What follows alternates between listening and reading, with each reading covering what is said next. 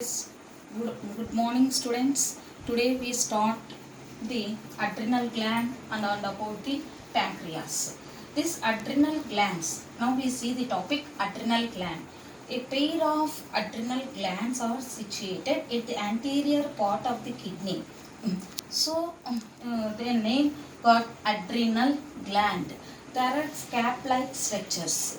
If you see the adrenal gland, they have two tissues.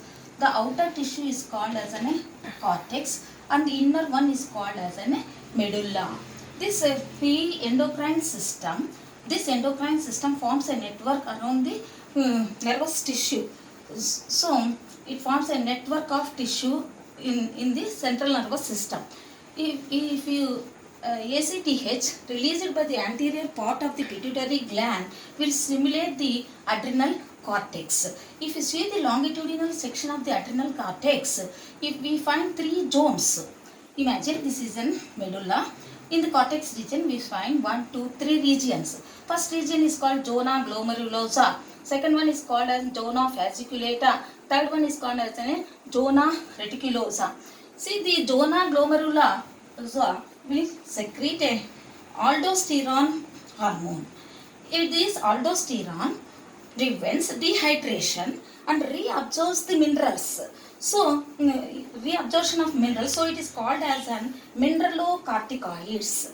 If you see the second one, zona fasciculata, they will secrete the cortisol. This cortisol is a life-saving hormone. By the process of glycogenesis, gluconeogenesis, they increase the glucose level in the body and it prevents the immune system. It decreases the immune system. So it is called as a life-saving hormone. Next we will see the third one, zona reticularis.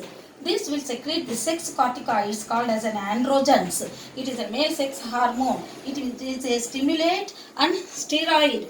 Testosterone is one of the androgens. If you see the medulla region, this medulla region will secrete the two hormones, adrenaline, noradrenaline. Otherwise, they are called as epinephrine or norepinephrine. These hormones, with the help of the sympathetic nervous system, they works with that of the sympathetic nervous system. They will maintain the blood pressure, respiratory rate and glucose levels in the body. These adrenaline and noradrenaline are called as a fight and flight hormone. If you want to run or if you want to fight, you have to need energy. That energy will be instantly released from glucose. So they are called as a emergency hormones or fight and flight hormones. Next we will see about another gland, pancreas. These pancreas are situated at the posterior part of the stomach in the U-shaped duodenum and at the corner of the duodenum with that of the hepatic duct coming from the liver. This pancreatic duct combines with that of the hepatic form hepatopancreatic duct opens into the duodenum.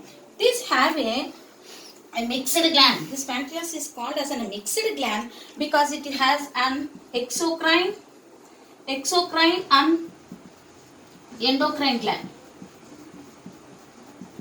This exocrine gland have acini. These are called as acini. Number of cells formed a circular round forms. They are called as an acini.